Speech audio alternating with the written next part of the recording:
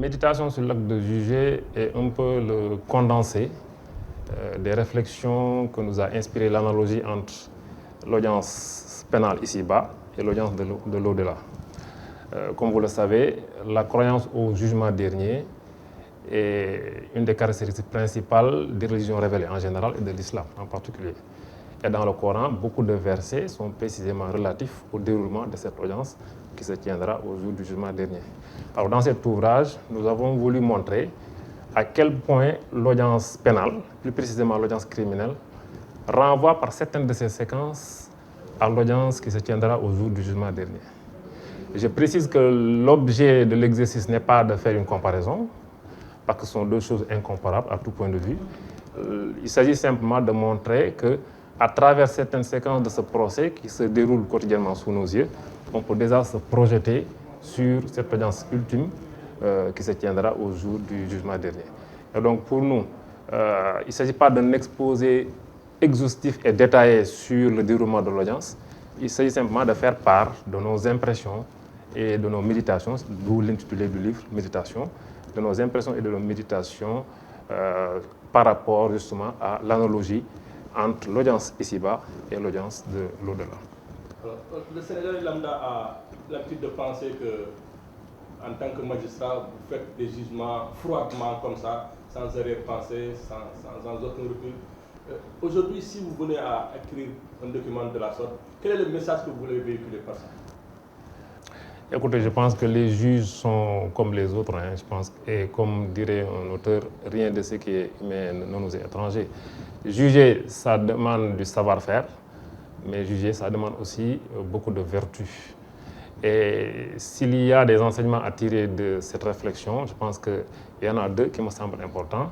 Le premier, c'est que l'observation de cette audience ultime, de cette audience ici-bas, nous permet déjà de nous projeter sur cette audience ultime qui se tiendra au jour du jugement dernier. Et donc, pour moi, l'instance pénale doit être un moment de recueillement et de réflexion sur notre condition humaine, parce qu'elle nous rappelle notre condition humaine d'homme appelé à être jugé plus tard. Ça, c'est le premier enseignement.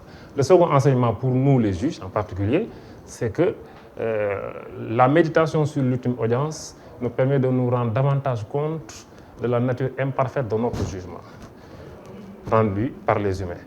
Et donc, nous rendons la justice avec des ressources limitées, avec des moyens limités. Et donc, la vérité judiciaire que nous sommes censés consacrer, c'est une vérité qui est nécessairement relative. Et pour moi, ça aussi, c'est une donnée fondamentale qui doit nous amener à faire beaucoup plus preuve de vigilance et d'humilité dans l'exercice de nos fonctions. Quand on y voit de plus près, ce livre, normalement, on pourrait penser que ça devait être écrit par un juge qui a une grosse carrière, qui est en fin de carrière. Mais pour un juge aussi jeune, qu'est-ce qui peut vous amener à penser à l'au-delà, au moment où vous êtes en plein exercice? Ouais, ben, je suis pas aussi jeune que ça. J'ai déjà 20 ans d'ancienneté, premièrement. Et deuxièmement, je pense que la réflexion et la méditation ne sont pas l'apanage des vieux. Ça peut être l'œuvre de chacun, de tout un chacun. Nous sommes d'abord des juges, mais nous sommes avant tout des croyants. Et c'est ça que je dirais même que c'est beaucoup plus le croyant qui a écrit que le juge. Mais le croyant qui est également juge et qui a profité de sa position de juge pour méditer sur cet acte-là et sur l'audience ultime qui nous attend tous.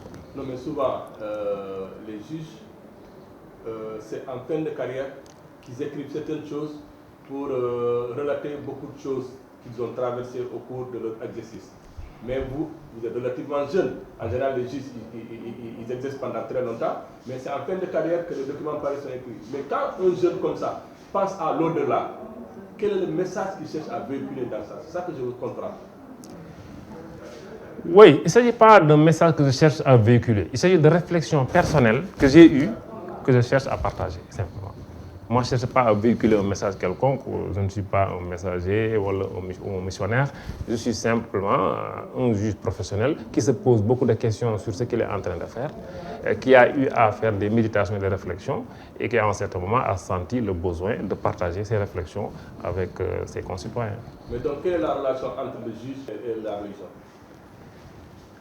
C'est important parce que, comme je l'ai dit tout à l'heure, Juger, ce n'est pas une activité technique, c'est une activité intellectuelle qui demande également beaucoup de vertu et de recul. Donc on a besoin à la fois de savoir-faire, de compétences techniques, mais on a aussi besoin, en certains moments, d'une dimension morale, éthique et spirituelle. Voilà pourquoi j'ai senti le besoin d'écrire ça. Maintenant, quelles sont les grandes séquences qui partagent ce livre? Nous avons rédigé cet ouvrage en suivant un plan correspondant aux différentes séquences de l'instance pénale. L'attente du jugement, la comparution devant le juge, l'interrogatoire pour la manifestation de la vérité, l'enquête de personnalité et enfin le verdict. Et pour chacune de ces étapes, nous avons essayé de faire l'analogie entre l'audience ici-bas et l'audience de l'au-delà, en insistant sur les spécificités de l'audience ultime, qui sont pour nous autant de sujets de méditation pour les humains. Est-ce que ce document peut-il inspirer les jeunes magistrats? Mais c'est à eux d'en juger. Ils vont lire et ils vont savoir est-ce que ça peut les inspirer ou non.